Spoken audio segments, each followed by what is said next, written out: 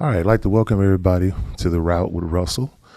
Today we'll be talking about NIL, and I know that's a topic that it's a hot button topic. People don't really fully understand it. People think they understand it more than they really do. It's very new. It's very much something that I feel, is necessary, but I have my own reservations as a father, as a former athlete. So I see it from both sides. So just to kind of give you a quick rundown, NIL stands for name, image, and likeness. And basically what this is an opportunity for athletes, as far as college and high school, is an opportunity for them to monetize what they do. When in the past, when I was in school, you didn't have that opportunity. It was you were locked into a scholarship and you couldn't get anything outside of what the scholarship offered you. So this all for me is brand new as a father, as a former athlete. It became official in June 21st of 2021. That was the actual official year and date when you could actually do it and there was no legal ramifications. You could go out and get money from whomever, wherever. I'm sure, as most people know, it was a lawsuit started. I'm going to lose the date right now, but it was a lawsuit started at least 10 years ago with some guys in California that just felt like, it's not fair that the university is making all this money off of these athletes and the athletes aren't making anything, which, it's a great argument. It's something that needs to be discussed, and I'm glad it came out, and I'm glad people actually did something about it, because you have the NCAA that's making a ton of money off of these young athletes. And, is it fair? Is it not fair? That's for each person to decide on their own. I think in the first year that athletes were allowed to go out and make money off of their own NIL, I think the number was something close to $1 billion in the first year. It was like $900 million that all these kids made within the first year that this became legal. And I know many people out there have discussed it with their friends and whether it's right, whether it's wrong. And I'm just going to tell you, coming from a former athlete, former college athlete, and a father who is going through it with his own child, it's some very murky water. I feel that as a former athlete, I think players do deserve to get paid. I think that you should be able to go out there and monetize yourself, and especially with today's social media and these different avenues that kids have to promote themselves, I think it's a great idea. But as a parent, you're walking a very slippery slope, because now you're talking about, instead of college being an extension of high school where the coaches are supposed to be more nurturing and more caring and more involved in you as a person and trying to grow you as a young man or a young woman, now it's more of an extension of the professional leagues. It's more like minor league baseball. I think that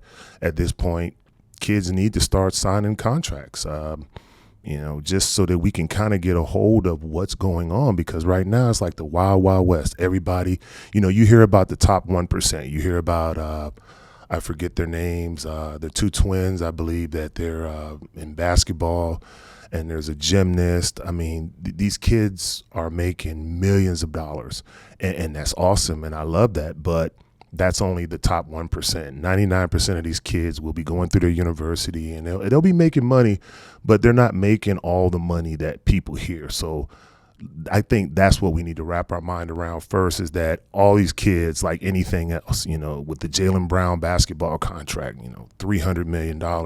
With these quarterbacks in the NFL, you hear about $300 million, but it's only a select group of people that make that money. So I just think that as a parent and as a former athlete, we just have to be careful of what we're doing and how much we're giving these kids. So that's just kind of an introduction to what NIL is. Just to also talk about it in high school. I found this out after doing research on the topic, that high schools are starting to allow NIL deals, which is absolutely amazing. I mean, you got high school kids that are going to be able to go and get a deal with Chick-fil-A or McDonald's or some kind of water company or even a car dealership if they're good enough. And it's like, we've lost the amateur status. And I know that's going to sound kind of strange coming from a former football player, someone who has felt the crunch of being in college and not having all the money that you think you should have, or when you want to go get something to eat, you can't do it. Or if you go sign autographs for 2 hours, you get a big thank you. And I mean, and it's great that you're talking to the fans and you're creating this fan base. But unlike these kids nowadays, we left there empty handed. Anything that we would have gotten in high school, in college, would have been a violation. So I guess my advice to especially the high school kids, as this Wild Wild West is starting to be tamed and we're starting to understand the culture and what's going on out there and how we go about just navigating this area, my recommendation to high school kids would be to tread lightly. Don't jump out at everything you see.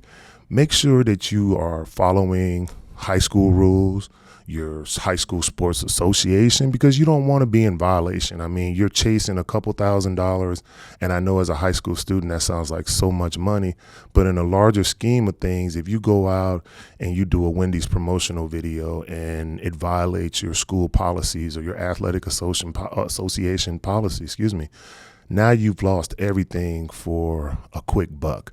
And so that's why I really caution high schoolers about going out and seeking and accepting these NIL deals. I think that California was one of the first states to really allow high schoolers to go out and receive money for their performance.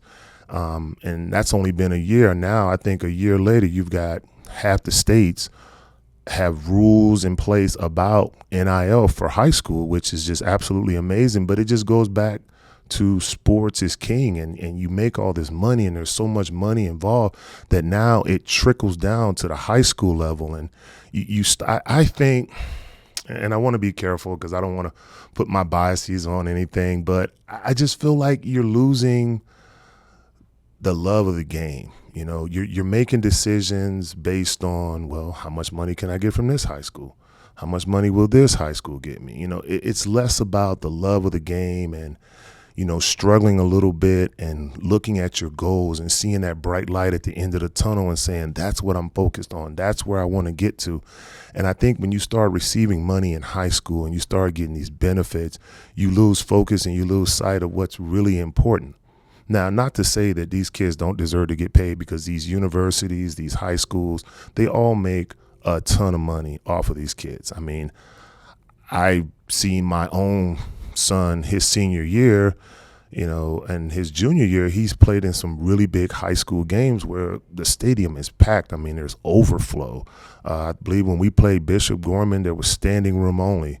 That was his, his junior year, I believe. His senior year, we played Chandler at the end of the season, and it's standing room only. So these schools are making a ton of money off of these kids, and should they receive something? Of course they should. I'm never going to sit here and say, oh, well, they don't deserve anything, because they work hard. I mean, they do a lot, and I know people say, well, their school is being paid for, or their reward is getting this scholarship and getting school paid for and having the opportunity to play in the NFL. I think that's awesome. I think that's a great idea, and I think that's a great notion, but at the same time, you have coaches who are benefiting and driving cars and getting deals based on the performance of their team. So it's a little hard to sit here and say that it's okay for these coaches to receive this money and receive benefits from what they're doing, but they're doing it off the backs of these kids. So it's just one of those things that you could just talk about for a long, long time.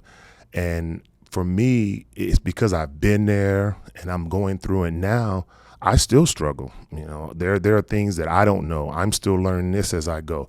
This NIL is very new, and the fact that you can actually now make money in high school is just even more just crazy to me, like a high school kid. So you lose the innocence of the game, I believe, when you start putting money into it, because now kids no longer say, wow, I grew up in North Carolina and my favorite school growing up was the Tar Heels, and I really want to go there. That's the school I've always dreamed about going to, and I'm going to work my butt off, and I'm going to do everything it takes for me to get into North Carolina. That was my drive. That was my focus.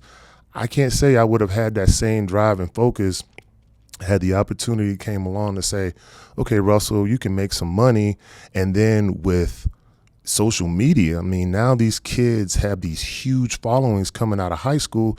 So now you as a college, when you come along and you're trying to recruit these kids, now they're saying, well, look, I've got 50,000 followers. You have a kid that's at your school right now that only has 30,000. He's making that. I mean, it just becomes a negotiation to where you need agents. You need somebody there to represent these kids when they're talking to these colleges, because the waters have become so murky with money. I mean, it's a green, murky water, and everybody wants to swim in it. Everybody wants a piece of it. Everybody wants their cut of the pie.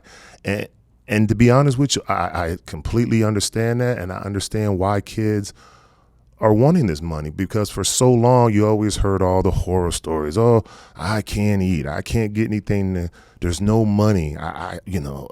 My scholarship doesn't cover if I want to go on a date with my girlfriend and buy a nice dinner. And those were some of the things that you dealt with, but you didn't go hungry. Let me just be the first to say, no kid in college on a scholarship has ever gone hungry or went without. Now, could you get more?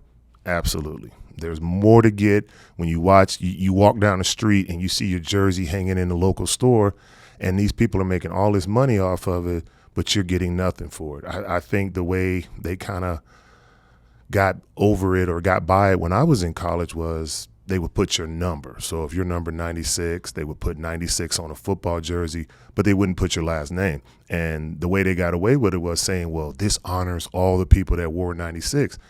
And you as a player, you're like, well, who else wore 96 before me? Before I wore 96, was it even a relevant number? So that was the ways that teams were able to get by paying kids. So I'm kind of in a tough, almost limbo type of area when it comes to high school NILs, college NILs, because as an adult looking back on things, I understand how money can affect you and how it kind of makes you start chasing the money versus the love of the game. Those are just kind of some areas that I feel very strongly about. But one of the things that I do want to discuss, and I probably got ahead of myself a little bit, is most people are probably wondering, where does this money come from? How are you able to get all this money all of a sudden? Like years ago, you couldn't come up with money. Oh, I don't know how I'm going to, as a college, I don't know how I'm going to get this kid money. I don't know how to, now all of a sudden that it's brought to the light and you can now do all this stuff above board. All of a sudden, every school has a ton of money. You have people that you can turn to. Hey, we need this in order to get this kid. And that small group is what you would call a collective. And what the collective simply is a group of people that they say aren't affiliated with the school, but they are affiliated with the school. So you have like boosters and just different people who have a ton of money who want to invest in the school and invest in winning and losing, because there's a lot, let's be honest, there's a lot of people out there that want to play the game, that want to be a part of the game, want to be a part of that atmosphere.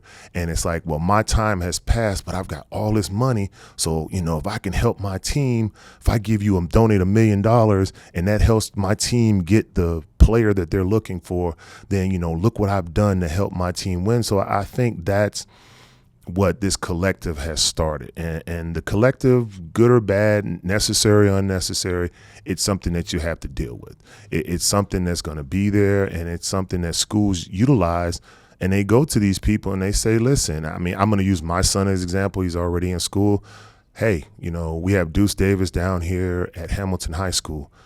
This kid's a 5-star kid. He's supposed to be all world. Alabama's after him, Notre Dame is after him, Penn State, all these schools are after him, and you're starting to throw money at the kids. Coaches don't go out anymore and recruit based on what their school can do. What they're recruiting on now is, hey, look, we can get you these NIL deals. We can do this for you financially. We can do that for you financially. And that's when, like I said earlier, when the water started to get murky. When you start to get into a kid's not making a decision based on the love of the game. He's making it based on how much money can I get. And as any adult out there knows, when you start chasing money, you never stop. You're always going to be, where's the next dollar? Can I make more here? Can I make more there? And you lose that love and that happiness of being on campus and enjoying being an amateur and just having a good time and being around your fellow athletes and people on campus. So it's something that it's always something that you're going to have to deal with if you want to go to the next level. And obviously it's trickled down to high school levels.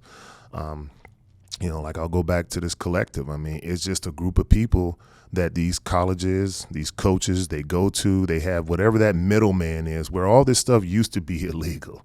A long time ago, and I hate saying that because I'm talking about when I played, but a long time ago, if a school needed something, you had ways to maneuver. You had your middleman to say, and that person would then talk to the collective, but the collective technically didn't exist.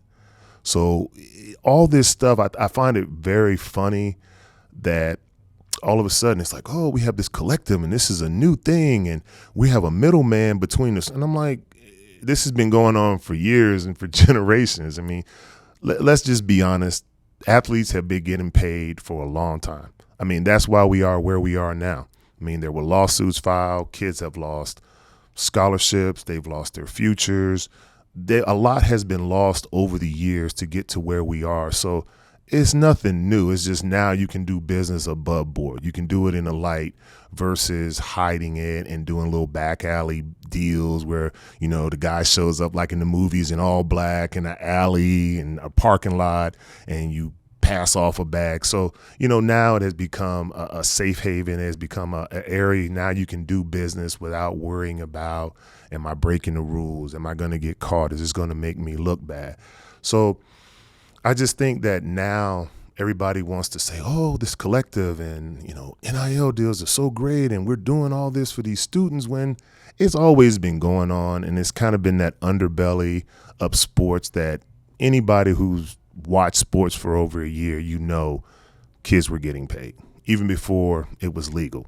I mean, that's why we are where we are. That's why we have the violations. That's why we have all the horror stories kids who took $1,000 just so they could get some new clothes or some new shoes or whatever the case may be, and they lost their entire scholarship for that. And so I'm so glad that we've moved out of those dark ages, but I think that we've moved a little too fast. I think that this was something that during this whole lawsuit, because I think the NCAA ended up having to pay like $1.5 billion in like back pay and had to pay for the other people's lawyers. And it was just such, a huge thing that I think that the NCAA just opened up these floodgates. Like, here you go. You know what? I'm tired of you talking about me and saying that I'm this, or we treat our athletes a certain kind of way. Here you go. You don't want us governing it. You do what you want.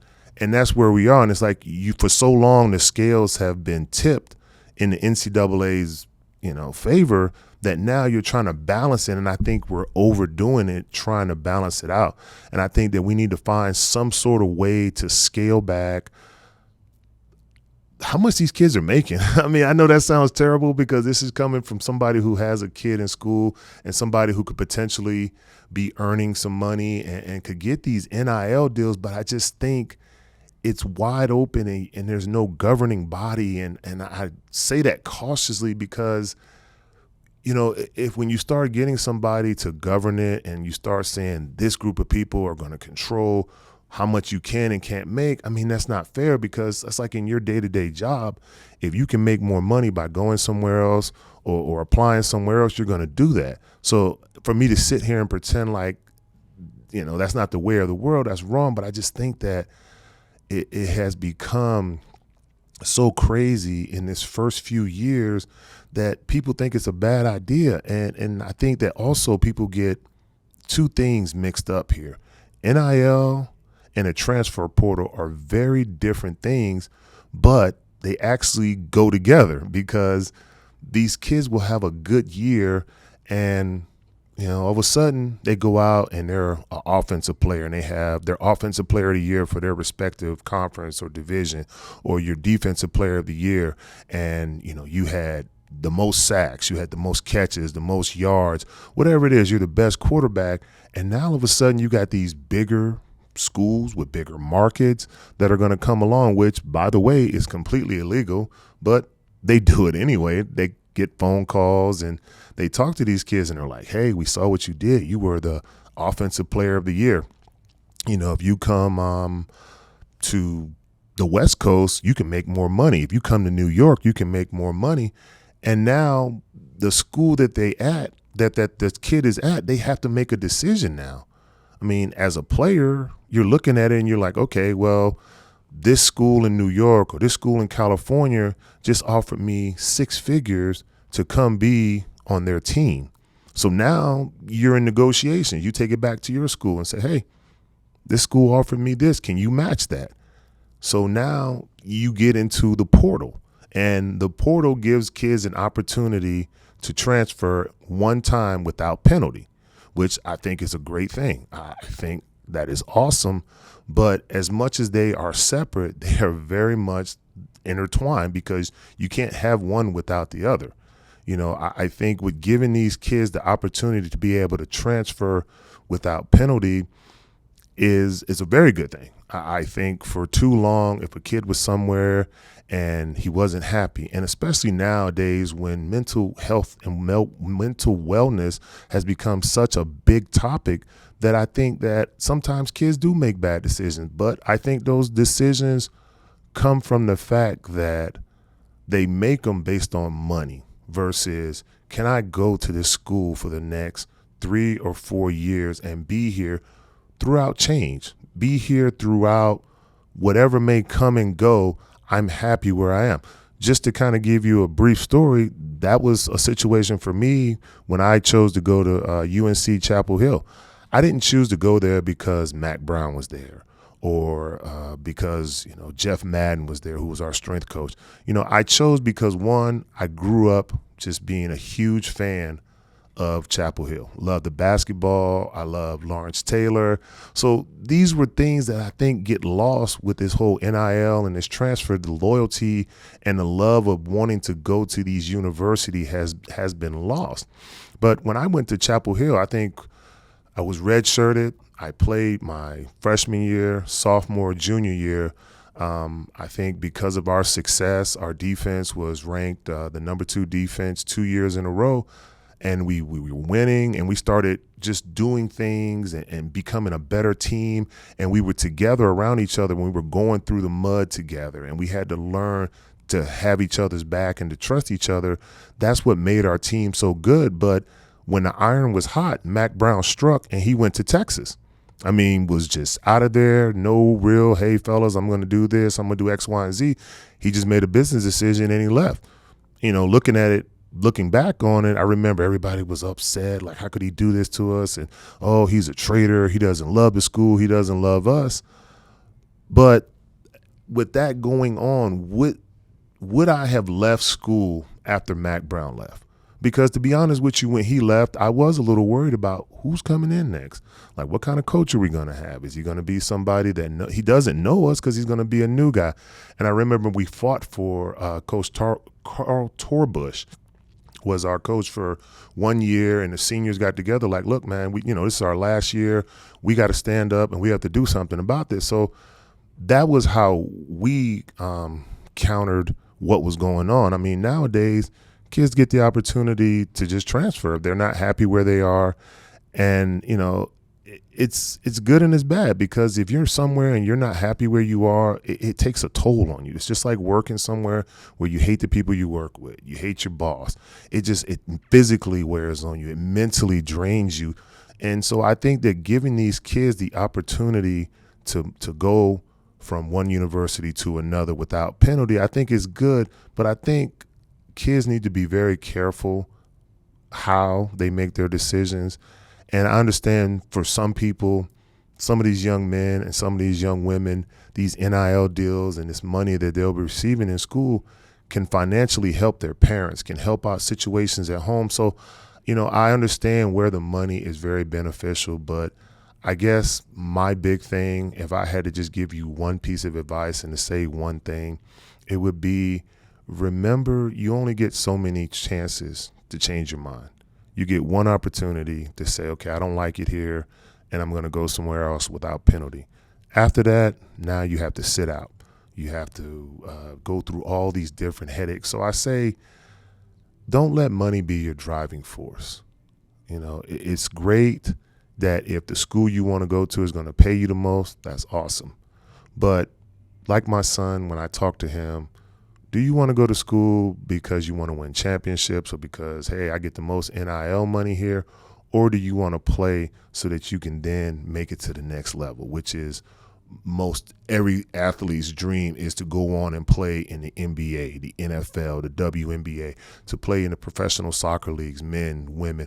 I think that's the ultimate goal. So my advice would be very cautious, be very considerate, and involve your parents in everything you do when it comes to this, because it is business and these people have been doing it a lot longer than you have, and it's new to you, but it's not new to them.